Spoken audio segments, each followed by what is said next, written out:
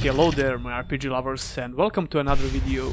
The Waylanders is an upcoming classic party-based RPG. The developer of this game is called Gato Studios and they have some very interesting people in their team. Some of these people worked on titles like Dragon Age, Mass Effect, Pillars of Eternity and Baldur's Gate. Mike Laidlaw, the former creative director of Dragon Age, is working on this project as a creative consultant. Back in 2018, they released a video where he talked about the game in general. During that period, the Waylanders had a Kickstarter campaign, which turned out to be successful. Ever since then, they released frequent updates about their project, so it appears like the development of this game is going smoothly.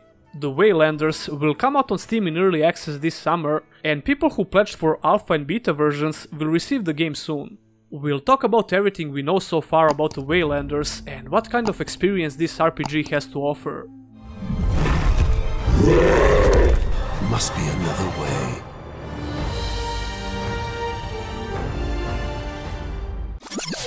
DL Compare is the site for comparing video game prices from different retailers. It's a great tool if you want to make sure you'll get the best deal possible. Just search for the game you want to buy and DL Compare will show you where you can get the lowest price. The link for this website is in the description.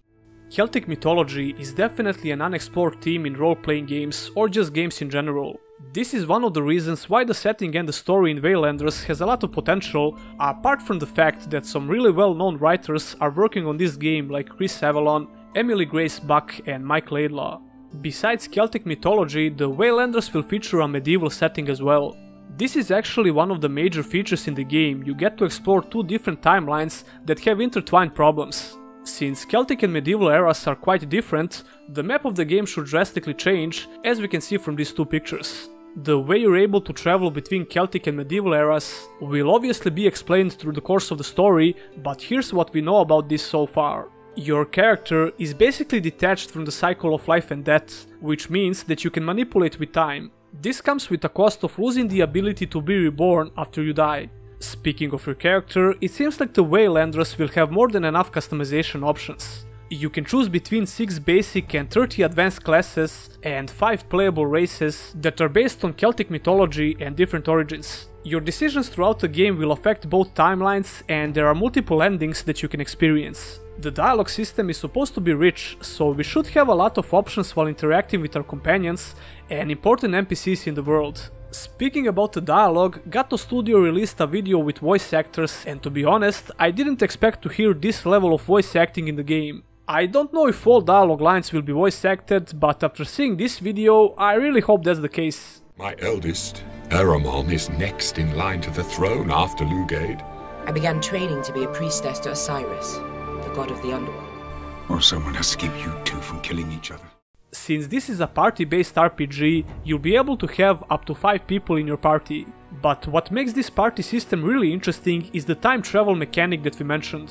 Only your main character is able to travel between Celtic and medieval eras, your companions won't be able to join you. This means that you'll have 2 distinctive groups of companions in both timelines. This is actually a really unique feature and one of the reasons why I'm personally excited to play the game. According to their Kickstarter campaign, each companion has 3 loyalty missions and there's even a romance option. Loyalty missions are probably personal companion quests, which are usually optional in this kind of games. Now let's talk about the gameplay. The combat is real-time with pause and it's supposed to be highly tactical. When it comes to the gameplay perspective, you have 2 camera options, isometric and third person. The mechanic called formations is probably the biggest feature when it comes to this combat system.